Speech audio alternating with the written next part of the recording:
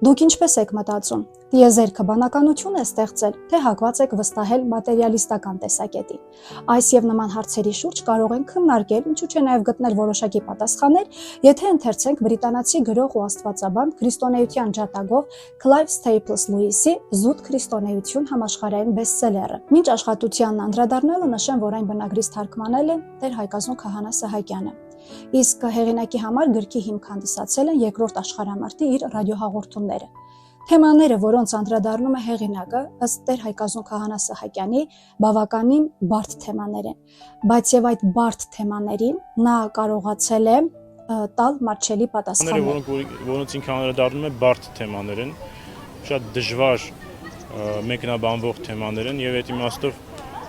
ի պատիվ Clive Lewis-ի ինքը կարողացել է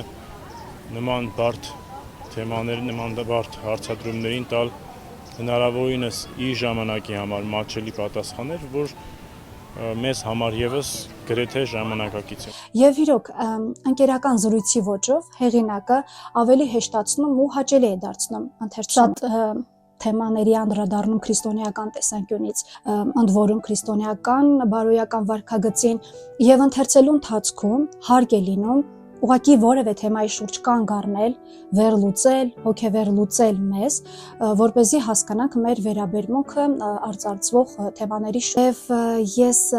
իմ տեսակետը կհայտնեմ սկզբում հնչեցրածս հարցի շուրջ, սա զուտ իմ տեսակետն է, շնորհակալ կլինեմ նաև, որ դուք գրեք ձեր տեսակետը, հաճելի կլինի իրականում լսելը։ Տեսեք, որևէ արարած, բնության որևէ դետալ, շատերը հակված են կարծել, ինձնին նաև ես, որ բանականություն է ստեղծել, ընդ որում մեզ։ Երբ մարդ ինչ-որ մի բան է ստեղծում, լինի արհեստական բանականություն, ինչ-որ նոր արարական երևույթներ, տեխնիկա, արվեստի ստեղծագործություն կամ բնությանը դեմ ինչ-որ երևույթներ, այդ ամեն ինչը մարդ ինքնանպատակ չի ստեղծում եւ առաջնորդվում է բանականությամբ, չէ՞։ Բանականությունն է թելադրում։ Եվ մենք ինչ-որ մի մատերիալ, նյութ չենք վերցնում դնում մի կողմ ու ասում թող ինքն իրան օրինակ ստեղծվի խելացի հեռախոս։ Դա այդպես չի լինում։ Եվ որևէ բան, չգիտեմ, ըստ իս, այսինքն ես հակված եմ այդ տեսակետին, առանց բանականության չէ եւ մտածված է։ Իսկ ստորև կներկայացնեմ այն մեջբերումները, որոնց շուրջ ինձ հարկ է եղել ուղղակի ժամերով նստել ու վերլուծել։ Այսքան։